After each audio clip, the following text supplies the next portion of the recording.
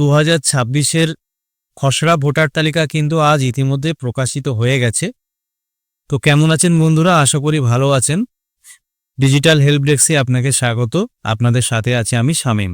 আজকের ভিডিওর মাধ্যমে আমরা আপনাকে দেখানোর চেষ্টা করব যে আপনার এসআইআর 2026-এর ভোটার লিস্টে যে নামগুলো বাদ গেছে সেগুলো আপনি কিভাবে চেক করবেন। তো চলুন শুরু করা যাক। তো এসআইআর 2026-এর ভোটার লিস্ট থেকে যে নামগুলি বাদ গেছে সেগুলি দেখার জন্য আপনাকে প্রথমে গুগল ক্রোমে যেতে হবে। গুগল ক্রোমে গিয়ে আপনাকে সার্চ করতে হবে ceo.westbengal.gov.in। আপনাকে সার্চ করতে হবে ceo.westbengal.wb.gov.in। দেওয়ার পরে স্ল্যাশ দেবেন,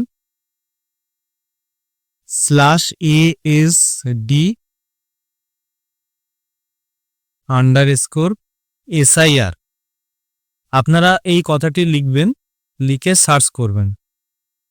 দেখুন, যখন আপনারা সার্চ করবেন আপনাদের সামনে কিন্তু এরকম একটা লিস্ট চলে আসবে।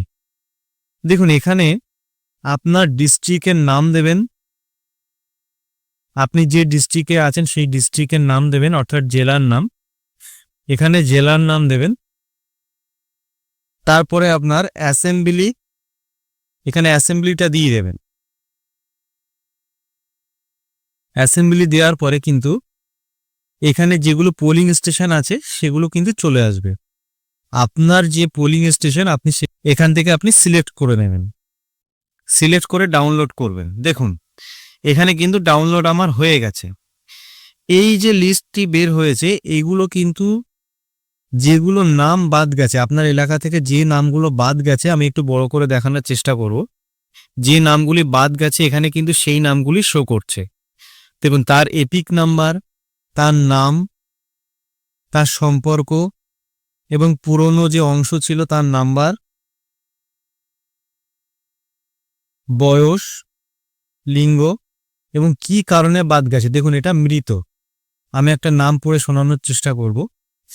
দেখুন, এখানে কিন্তু এপিক নাম্বার দেওয়া আছে, হনু কুমার নাম আছে এবং তিনি কি কারণে বাদ গেছে এখানে কিন্তু দেওয়া আছে, তিনি মৃত। মৃত বলে কিন্তু তার নাম বাদ দেওয়া হয়েছে। তো এইভাবে কিন্তু আপনারা চাইলে আপনার এলাকায় ভোটার লিস্ট থেকে যে নামগুলি বাদ গেছে তার মধ্যে আপনার নাম আছে কিনা অবশ্যই চেক করে নিতে পারেন।